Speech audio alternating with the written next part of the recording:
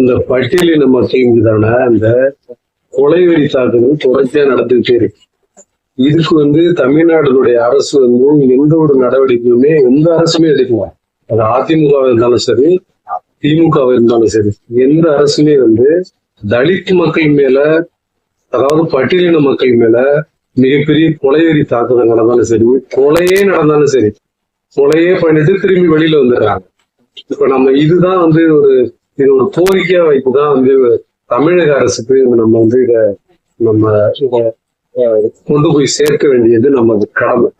அதாவது மதுரை மாவட்டம் மேலவளவு ஊராட்சி மன்ற தலைவராக போட்டியிட்டவர் தான் முருகேசன் அவர். திராவிட முன்னேற்ற கழகத்தினுடைய அமைப்பில் இருந்துதான் ஊராட்சி மன்ற தலைவர் பதவிக்காக அவர் போட்டியிடுறாரு.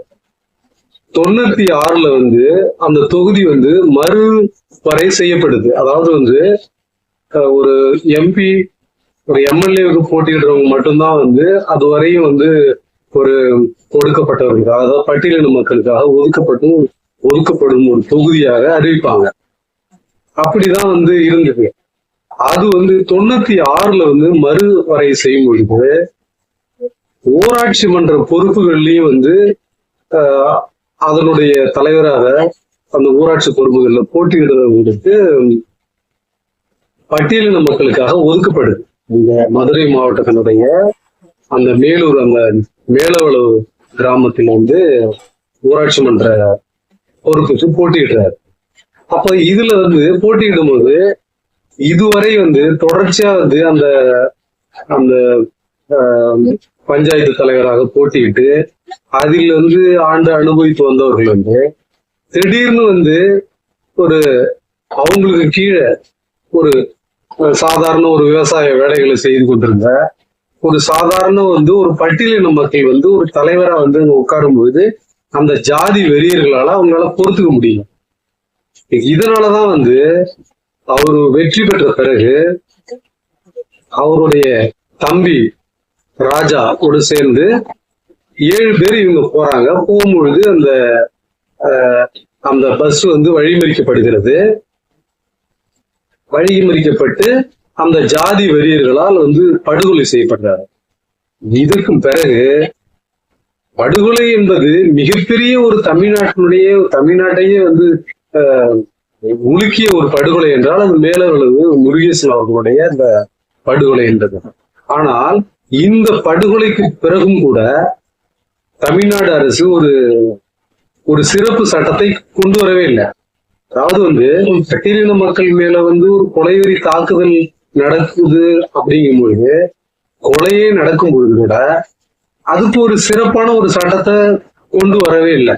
அதாவது அந்த நேரமே ஒரு மிகப்பெரிய ஒரு தூக்கு தண்டனை, அதாவது சிறப்பு சட்டத்துல தூக்கு தண்டனை அறிவிச்சு அந்த அந்த கொலை செய்த அவர்களுடைய அந்த சொத்தை பறிமுதல் செய்திருந்தா, அவனை ரோட்ல கொண்டு நிறுத்திருந்தா மீண்டும் மீண்டும் இந்த கொலைகள் நடக்க வாய்ப்பு இல்லை.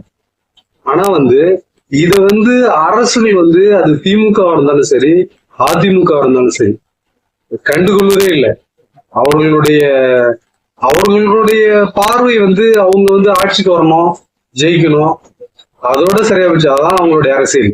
ஆனா அடித்தட்டு மக்கள், அதாவது எளிய அந்த பட்டியலின மக்கள் பாதிக்கும் பொழுது அவர்கள் மேல் அரசு மிகப்பெரிய ஒரு கருணை காட்டுறதாவே தெரியல. ஏன்னா 17 பேர் கைது செய்யப்படுகிறாங்க. கைது செய்யப்பட்ட பிறகு அது கீழமை நீதிமன்றம் அவர்களுக்கு ஆயுள் தண்டனை விதிக்குது. ஆயுள் தண்டனை விதித்த பிறகு அதை உச்ச நீதிமன்றம் 2008ல உறுதி செய்யுது. ஆனாலும் நன்னடத்தைங்கிற பேர்ல 2019லயே அவர்கள் விடுதலை செய்யப்படுகிறார்கள். இதுல சிலர் உள்ளே இறந்து விடுகிறார்கள். அப்போ இதுதான் அந்த அந்த கொலை செய்யும் எண்ணத்தோடு இருக்கிற அந்த கொலைகாரர்களுக்கு, அந்த ஜாதி வெறிகளுக்கு இது ஒரு மிகப்பெரிய ஒரு வாய்ப்பாக இருக்கிறது. ஏன்னா இவன் கொலையை செய்வான், கொலையை செஞ்சுட்டு உள்ள போயிருக்கான், நன்னடத்தையா நல்லா இருந்தா வெளியில வந்துடலாம். அப்போ என்ன இது அரசு? அப்போ இது யாருக்கான அரசு? இது அப்ப எளிய மக்களுக்கான அரசு இல்லையா இது அப்படின்னு நம்ம கேட்க வேண்டியிருக்கும். இது இதோட அதோட நம்ம முடிய போடுதல். ஏன்னா இது 1968 அப்போ ஒருங்கிணைந்த மாவட்டமாக இருந்த தஞ்சாவூர் மாவட்டத்தை சேர்ந்ததுதான் கீழ்வெண்மணி, அதாவது வெண்மணி கிராமம். அந்த வெண்மணி கிராமத்துல அந்த பட்டியலின மக்கள் கூலி உயர்வு கேட்டு போராடினாங்க. இந்த போராட்டம் என்பது ஒரு கட்டத்துக்கு மேல கம்யூனிஸ்ட் கட்சிகளுடைய ஆதரவோட அவங்க அந்த வேலை செய்யாம அவங்க போராட்டத்தை ஈடுபடுறாங்க. அப்படி ஈடுபடும்போது அந்த நிலப்பிரபுக்கள் என்று சொல்லக்கூடிய அந்த நிலக்கிழார்கள் சொல்றோம்ல, அந்த மிட்டா மிராசுகள்னு, அப்படிப்பட்ட அவர்களுடைய செயல் என்பது கொலை செய்யும் அளவுக்கு போகுது. அதாவது கொலைன்னா சாதாரண ஒரு கொலையே கிடையாது.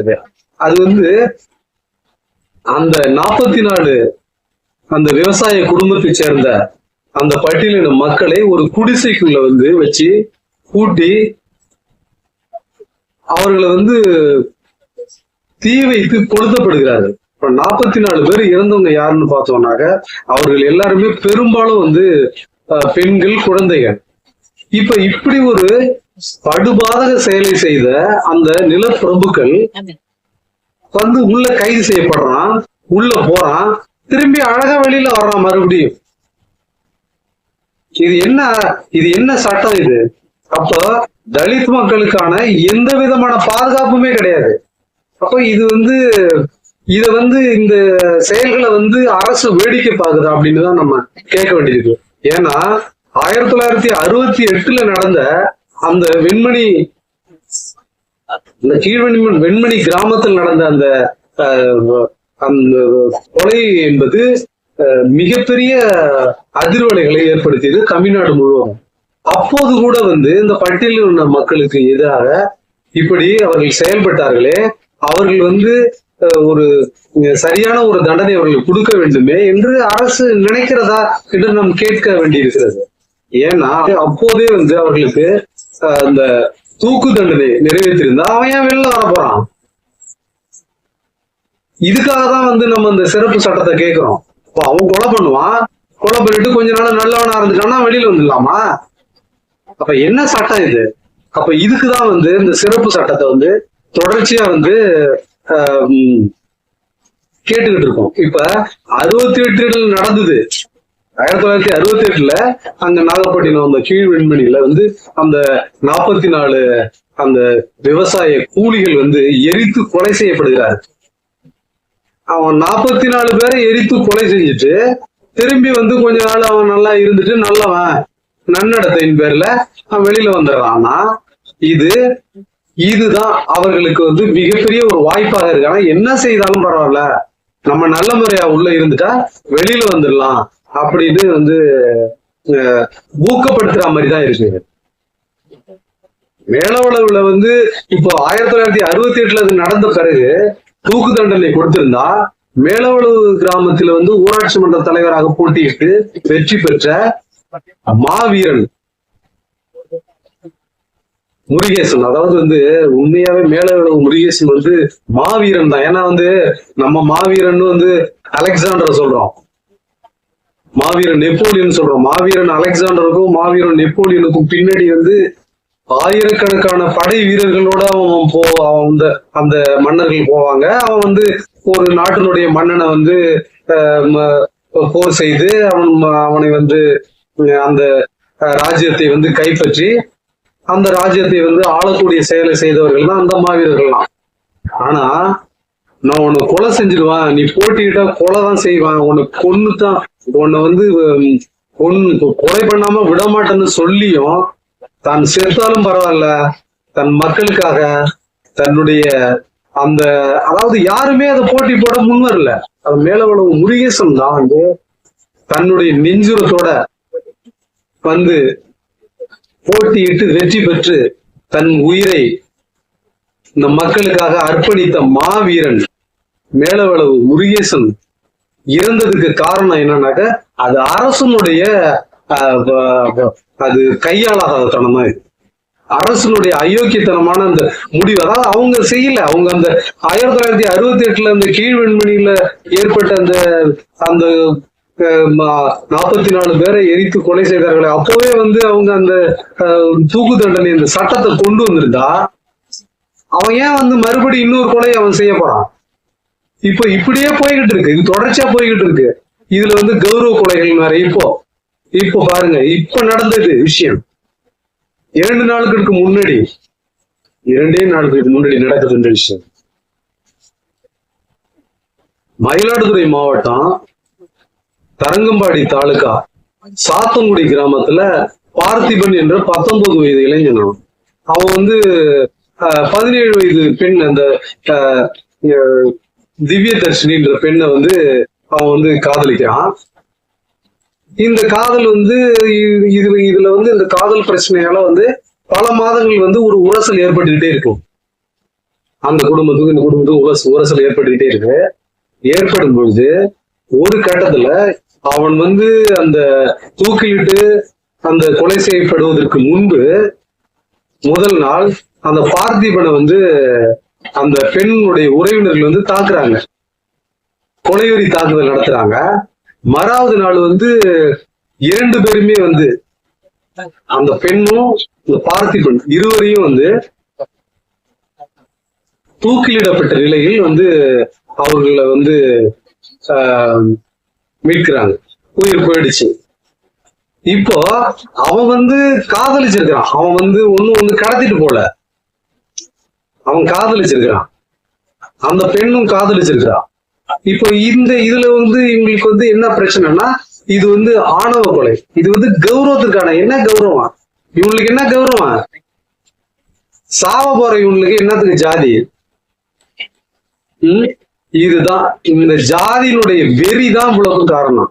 இது நம்ம எதை குற்றம் சாட்டுறோம்னா, அரசனுடைய அந்த பார்வைங்கிறது உண்மையில் சரியில்லை. அதாவது இவங்க நம்ம அங்கிருந்து நம்ம பாக்குறோம், 68ல இருந்து நம்ம பாக்குறோம், கீழ்வெண்மணில இருந்து பாக்குறோம். இது தொடர்ச்சியா நடந்துகிட்டே இருக்கு. இப்படிப்பட்ட அந்த செயல்களை வேடிக்கை பார்த்து கொண்டிருந்த அரசு தான் திமுகவும் அதிமுகவும். இப்போது தமிழக வெற்றி கழகத்தினுடைய தலைவரும் தமிழ்நாடு முதலமைச்சருமான மாண்புமிகு ஜோசப் விஜய் அவர்கள் இதற்கு ஒரு நல்ல ஒரு சிறப்பு சட்டத்தை கொண்டு அந்த சட்டத்தில் தூக்கு தண்டனையை அந்த சட்டத்தில் தூக்கு தண்டனையை கொண்டு வர வேண்டும். அவர்களுடைய சொத்து பறிமுதல் செய்ய வேண்டும். அவர்களுடைய சொத்தை பறிமுதல் செய்து அவனை ரோட்ல நிறுத்தினாதான் அவன் செத்தவனுடைய குடும்பத்தினோட வழி என்னன்னு அவனுக்கு தெரியும். இதை இந்த அரசாவது செய்யும் அப்படின்னு நான் நம்புறோம். இது தொடர்ச்சியா நடந்துகிட்டே இருக்கு. பட்டியலின மக்கள்கள் அதாவது ஒரு நாயை அடிச்சா கூட அதுக்கு ஒரு அமைப்பு இருக்கு. ஒரு மிருகத்தை அடிச்சாக்க அதுக்கு உடனே ஒரு அமைப்பு இருக்கு. ஆனா இதுக்கெல்லாம் அமைப்பு இருக்கு. ஆனா பட்டியலின மக்கள் கொலை செய்யப்படும் பொழுது அதற்கு எந்த விதமான ஒரு ஒரு தீர்வு பல வழக்குகளில் உண்மையில் தீர்வு கிடைத்ததா என்றால் இல்லை என்றுதான் நம்ம சொல்ல வேண்டியிருக்கிறது. உண்மையில் இப்படிப்பட்ட செயல்கள் தொடரக்கூடாது என்று விஜய் அவர்களும் இதற்கு ஒரு முன்மாதிரியாக இருந்து இந்த சட்டத்தை கொண்டு வர வேண்டும் என்று நாம் கேட்டுக்கொள்ள வேண்டியிருக்கிறது. இதுல நாம இன்னொரு விஷயத்தை நாம பேச வேண்டியிருக்கு. அதாவது ஒரு கட்டத்துல ஒரு காலத்துல நம்ம பேசும்பொழுது என்னன்னாக்க திருநெல்வேலி மாவட்டத்துல அந்த மாணவனை தாக்குனது, அவனை கொலைவெறி தாக்குதல் நடத்தினது, சிவகங்கை இடைக்காட்டூருங்கிற பகுதியில அந்த பட்டியலின மக்களுடைய கிராமத்துல தாக்குனதுன்னு நம்ம பேசிக்கிட்டு இருந்தோம். இப்போ மயிலாடுதுறை மாவட்டம் தரங்கம்பாடி இப்ப நம்ம பகுதிக்கு இங்க வர ஆரம்பிச்சிருச்சு. இப்ப இதையும் அரசு இப்படியே வேடிக்கை பார்த்து கொண்டிருந்தால் திமுக அதிமுகவோடு தமிழக வெற்றி கழகமும் என்று சொல்ல வேண்டிய ஒரு சூழல் ஏற்பட்டுவிடும். எனவே ஒரு மாற்றத்தை புகுத்த வேண்டும், ஒரு மாற்றத்தை கொண்டு வர வேண்டும் என்று விரும்பிய ஒரு கட்சி தான் தமிழக வெற்றி கழகம். அதனுடைய தலைவர் திரு விஜய் அவர்கள் இதில் தயவு கூர்ந்து ஒரு நல்ல ஒரு சிறப்பு சட்டத்தை கொண்டு வந்து இந்த பட்டியலின மக்களினுடைய உயிருக்கு உத்தரவாதம் தரக்கூடிய வகையில் அந்த சட்டம் வர வேண்டும் என்று கேட்டு இந்த பதிவை நான் முடித்துக் கொள்கிறேன்.